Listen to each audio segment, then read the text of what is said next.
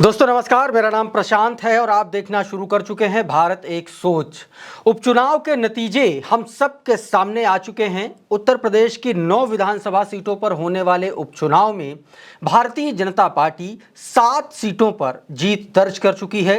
2 सीटों पर समाजवादी पार्टी का जादू चला है। समाजवादी पार्टी का जादू जिन सीटों पर चला है उन सीटों की बात करेंगे और बात करेंगे उन कारणों के जिसकी वजह से ये दोनों सीटें समाजवादी पार्टी की झोली में गईं। और बात करेंगे डिंपल यादव की, क्योंकि यही वो दोनों सीटें हैं जिन सीटों पर समाजवादी पार्टी ने जीत दर्ज की है। ये दोनों सीटें समाजवादी पार्टी की सांसद अखिलेश यादव की जो धर्मपत्नी हैं डिंपल यादव के जिम्मे थीं। एक सीट थी करहल विधानसभा सीट, जहां से अखिलेश यादव ने तेज प्रताप यादव को उम्मीदवार बनाया था। दूसरी सीट थी कानपुर की सीसामऊ। कानपुर की सीसामऊ सीट पर अखिलेश यादव ने हाजी इरफान सोलंकी की पत्नी नसीम सोलंकी को अपना उम्मीदवार बनाया था। नसीम सोलंकी अपने पूरे पॉलिटिकल करियर का पहला चुनाव लड़ रही थी, यानी कि यह उनका पॉलिटिकल करियर का डेब्यू था और पहले ही चुनाव में उन्होंने शानदार और धमाकेदार जीत दर्ज की है। भारतीय जनता पार्टी के सुरेश अवस्थी को चारों खाने चित्त कर दिया है। लेकिन इन सब के पीछे समाजवादी पार्टी की इस महाजीत के पीछे सीधे तौर पर डिंपल यादव की वो अथक मेहनत है जिसकी वजह से ये सीट समाजवादी पार्टी के खाते में जुड़ी। आप देखेंगे कि तो डिंपल यादव लगातार इन दोनों सीटों पर सक्रिय थी। आखिरी दिन तक लगातार डिंपल यादव सक्रिय रहीं। चुनाव प्रचार समाप्त होने तक लगातार डिंपल यादव करहल और मैनपुरी में डेरा जमाए हुए बैठी रहीं।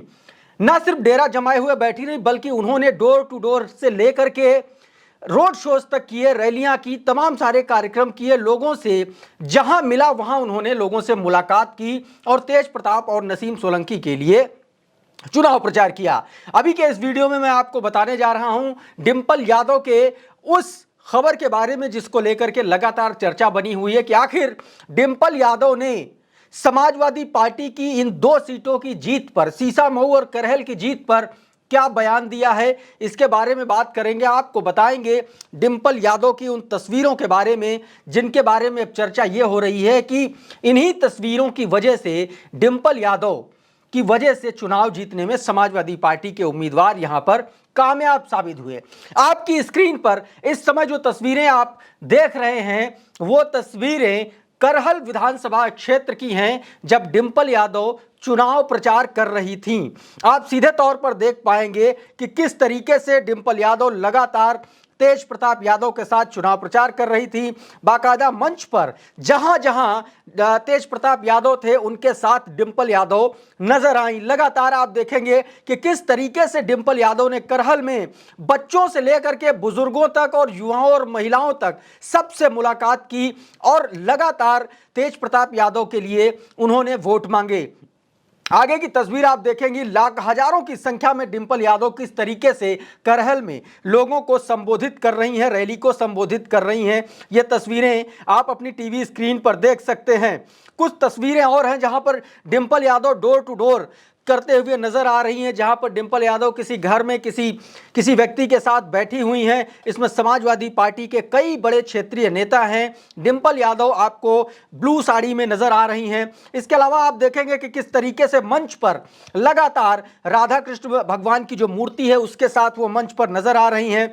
तमाम समाजवादी पार्टी के तमाम बड़े नेता नजर आ रहे हैं डिंपल यादव के साथ में। इसके अलावा बहुत सारी ऐसी तस्वीरें हैं जो करहल विधानसभा क्षेत्र से लगातार सामने आती रहीं। आप देखेंगे कि किस तरीके से डिंपल यादव ने न सिर्फ रैलियों के आसरे बल्कि रोड शोज किए, नुक्कड़ सभाएं की, डोर टू डोर कैंपेनिंग की। तमाम सारी ऐसी तस्वीरें हैं डिंपल यादव की जहां पर मंच पर तेज प्रताप यादव और डिंपल यादव लगातार साथ नजर आए। तो ये तस्वीरें जो थीं वो करहल विधानसभा क्षेत्र की थी। किस तरीके से डिंपल यादव ने यहां पर मेहनत की और उसका नतीजा ये हुआ कि तेज प्रताप यादव करहल विधानसभा सीट से 14,000 से ज्यादा वोटों से जीतने में कामयाब साबित हुए। उन्होंने अपने प्रत्याशी अनुजेश यादव को 14,000 से ज्यादा मतों के अंतर से हरा दिया। भारतीय जनता पार्टी ये कह रही थी कि अनुजेश यादव को उतार कर उसने समाजवादी पार्टी को फंसा दिया है, क्योंकि अनुजेश यादव धर्मेंद्र यादव को बहनोई बताए जा रहे थे और इसीलिए यह तर्क दिया जा रहा था। लेकिन सारे तर्क करहल में धराशायी हो गए। सारा उपचुनाव एक तरफ हो गया और करहल का चुनाव एक तरफ हो गया, क्योंकि समाजवादी पार्टी और यादव कुनबे ने यह पूरा चुनाव अपने ऊपर ले लिया था। डिंपल यादव ने इस पूरे चुनाव में कमर कसी हुई थी और सीधे तौर पर आप देखिए कि वहीं पर डिंपल यादव जमी रही, ना सिर्फ उस सीट पर, उसके बाद आप आगे देखिए कि किस तरीके से नसीम सोलंकी के लिए उन्होंने मतदान चुनाव प्रचार खत्म होने से ठीक एक दिन पहले रोड शो करके सारे के सारे समीकरण भारतीय जनता पार्टी के ध्वस्त कर दिए। सुरेश अवस्थी को करारी हार मिली, वो भी पहली बार सियासत में पदार्पण करने वाली नसीम सोलंकी के हाथों। 8,500 से ज्यादा मतों से यहां पर सुरेश अवस्थी चुनाव हार गए। याद कीजिए कि डिंपल यादव ने किस तरीके से चुनाव प्रचार खत्म होने के एक दिन पहले कानपुर की सीसामऊ सीट पर चुनाव प्रचार किया था। ये तस्वीरें आप देखिए, डिंपल यादव नजर आ रही हैं, साथ में नसीम सोलंकी नजर आ रही हैं और उसके पीछे हजारों की भीड़ बुजुर्गों से मिल रही है, महिलाओं से मिल रही है, बच्चों को गले लगा रही है डिंपल यादव। देखिए एक पूरा का पूरा एक इमोशनल कनेक्ट बनाने की कोशिश यहां पर डिंपल यादव ने की थी और वो सारा कनेक्ट नसीम सोलंकी के काम आया। ना सिर्फ डिंपल यादव बल्कि आप ये देखेंगे समाजवादी पार्टी की तीनों बड़ी महिला नेता, चाहे वो इकरा हसन हो, चाहे वो डॉक्टर रागिनी सोनकर हो, चाहे वो डिंपल यादव हो, इन तीनों ही समाजवादी पार्टी की इस पूरी महिला ब्रिगेड ने नसीम सोलंकी यानी कि कानपुर की सीसामऊ सीट पर जबरदस्त माहौल बनाया और नतीजा यह रहा कि दलित और मुस्लिम बाहुल्य के कॉम्बिनेशन से सीट जीतने का दावा करने वाली भारतीय जनता पार्टी को चारों खाने यहां पर डिंपल यादव की एक सधी हुई रणनीति की वजह से चित्त कर दिया भारतीय जनता पार्टी को इस बार।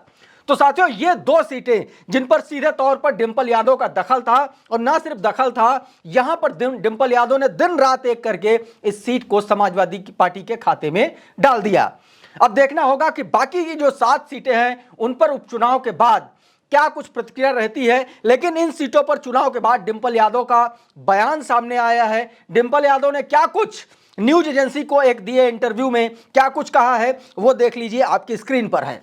डिंपल यादव कहती हैं कि बीजेपी की गुंडागर्दी चल रही है, जहां भी मतगणना चल रही है सरकार और प्रशासन बीजेपी के एजेंट की तरह काम कर रहे हैं। हमारे कार्यकर्ता और बूथ अध्यक्ष लगातार संपर्क में हैं और हमें इस बारे में बता रहे हैं। अगर लोकतंत्र में ऐसी चीजें हो रही हैं जहां लोगों को वोट देने से रोका गया तो यह बहुत गंभीर बात है। वो डरे हुए हैं, इसलिए वो प्रशासन का इस्तेमाल कर रहे हैं। मुझे लगता है कि बीजेपी को पता होना चाहिए कि वो सत्ता से बाहर जा रहे हैं और कोई भी उन्हें सत्ता में नहीं रख सकता। उत्तर प्रदेश की आप देखिए कि किस तरीके से उन्होंने उत्तर प्रदेश की सियासत में जिस तरीके से इस उपचुनाव में भारतीय जनता पार्टी ने काम किया, चाहे वो कुंदरकी की बात हो, चाहे वो मीरापुर की बात हो, चाहे वो कटहरी की बात हो, चाहे फूलपुर की बात हो, कई जगहों पर गड़बड़ी की खबरें आई थी मतदान के दौरान और उसी को लेकर के आज डिंपल यादव ने ऐसा बयान जारी किया जिसके बाद से लगातार अब चर्चा हो रही कि क्या डिंपल यादव का कद अब उत्तर प्रदेश की सियासत में समाजवादी पार्टी और मजबूत करने जा रही है क्या, इसकी भी चर्चाएं शुरू हो चुकी हैं। दोस्तों अभी के इस वीडियो में फिलहाल इतना ही। हमारा ये वीडियो आपको कैसा लगा हमें कमेंट बॉक्स में जरूर बता दीजिए। ये वीडियो अगर आपको अच्छा लगा तो उसको लाइक कर दीजिए, शेयर कर दीजिए। चैनल पर नए आए हैं तो चैनल को सब्सक्राइब कर लीजिए, बेल आइकन जरूर दबाइए ताकि इसी तरीके के तमाम वीडियोज आपको सबसे पहले मिलते रहे। साथियों बहुत बहुत शुक्रिया, बहुत बहुत धन्यवाद। आप जुड़े रहिए भारत एक सोच के साथ। नमस्कार।